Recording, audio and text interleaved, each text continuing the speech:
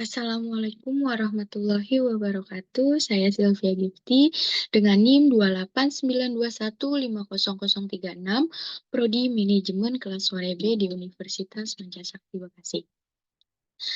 Baik, kali ini saya ingin mempresentasikan uji tugas ujian akhir semester dengan mata kuliah analisis laporan keuangan dengan dosen pengampu saya, Ibu Iva Masrifa, SEMM. Di sini saya akan mempresentasikan analisis kredit.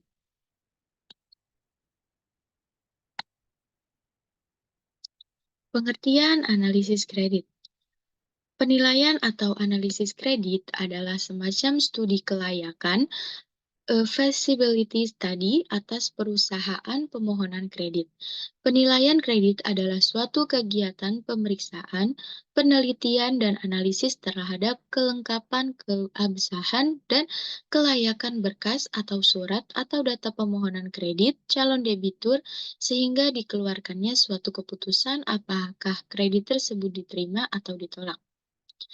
Yang selanjutnya ada pengertian penilaian atau analisis kredit adalah suatu kegiatan analisis atau penilaian berkas atau data dan juga berbagai aspek yang mendukung yang diajukan oleh pemohonan kredit sebagai dasar pertimbangan pengambilan keputusan apakah permohonan kredit tersebut diterima atau ditolak.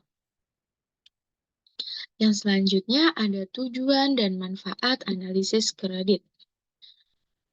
Yang pertama, itu ada tujuannya adalah menghindari kredit yang dibiayai nantinya tidak layak yang dapat menyebabkan kemungkinan besar bank akan menderita kerugian karena ketidakmampuan nasabah untuk mengembalikan pinjaman sekaligus bunganya atau gagal bayar atau kredit macet. Yang kedua, manfaatnya. Manfaatnya dengan ada kredit bank yang mendorong pertumbuhan peluasan ekonomi, maka akan mengurangi tingkat pengangguran dan meningkatkan tingkat pendapatan masyarakat. Yang selanjutnya ada jenis analisis kredit. Yang pertama, di sini ada analisis rasio kredit. Merupakan analisis yang menggunakan rasio-rasio keuangan seperti rasio cicilan terhadap penghasilan, rasio hutang, dan rasio kemampuan membayar hutang. Yang kedua ada analisis cash flow, merupakan analisis yang mengukur kemampuan suatu perusahaan atau individu dalam memenuhi kewajiban finansialnya dengan menggunakan arus kas yang diperboleh. Yang ketiga, ada analisis fundamental. Merupakan analisis yang menggunakan laporan keuangan perusahaan atau individu seperti laporan laba rugi, neraca, dan laporan perubahan ekuitas untuk menilai kondisi keuangan suatu perusahaan atau individu.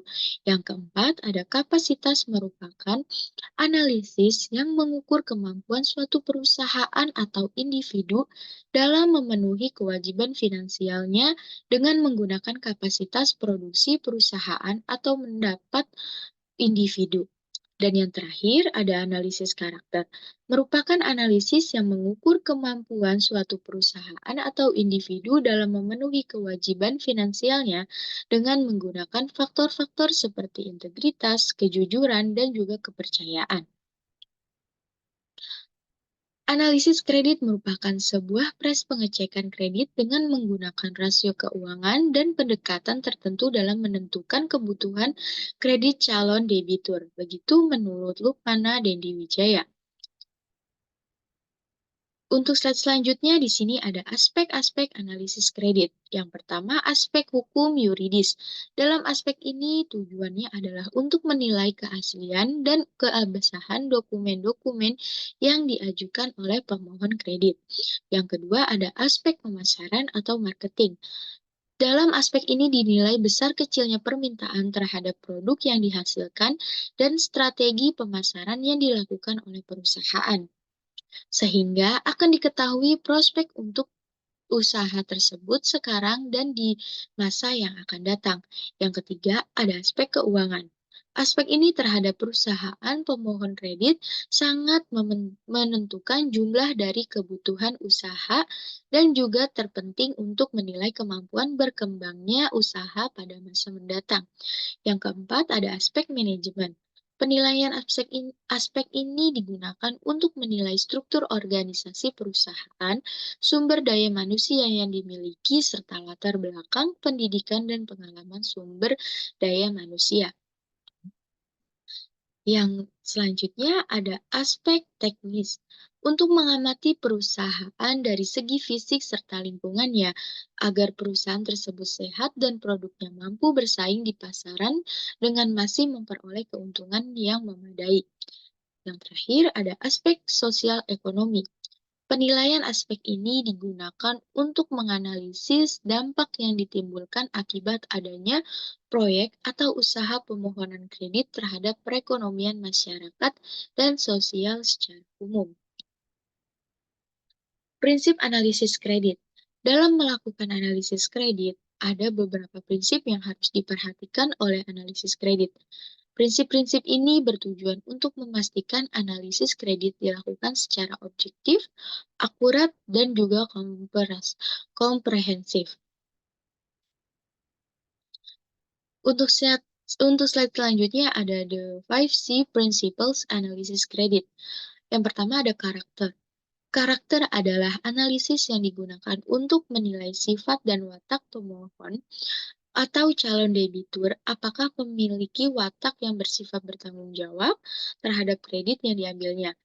Yang selanjutnya ada kapasitas. Kapasitas adalah analisis yang digunakan untuk melihat kemampuan calon debitur dalam membayar kredit. Dan selanjutnya ada kapital. Kapital adalah modal analisis yang digunakan untuk menilai modal yang dimiliki oleh calon debitur untuk membiayai kredit. Hal ini penting karena bank tidak akan membiayai kredit tersebut dengan 100%. Selanjutnya ada kondisi. Kondisi adalah analisis yang digunakan untuk melihat kondisi umum usaha calon debitur saat ini dan yang akan datang. Dan yang terakhir ada kolateral atau jaminan. Jaminan adalah analisis yang digunakan untuk menilai jaminan yang diberikan calon debitur kepada bank dalam rangka permohonan kredit yang diajukan. Baik, cukup sekian presentasi atau penjelasan dari saya. Mohon maaf apabila banyak kata yang salah atau terburu-buru. Wabillahi taufiq wal hidayah. Wassalamualaikum warahmatullahi wabarakatuh.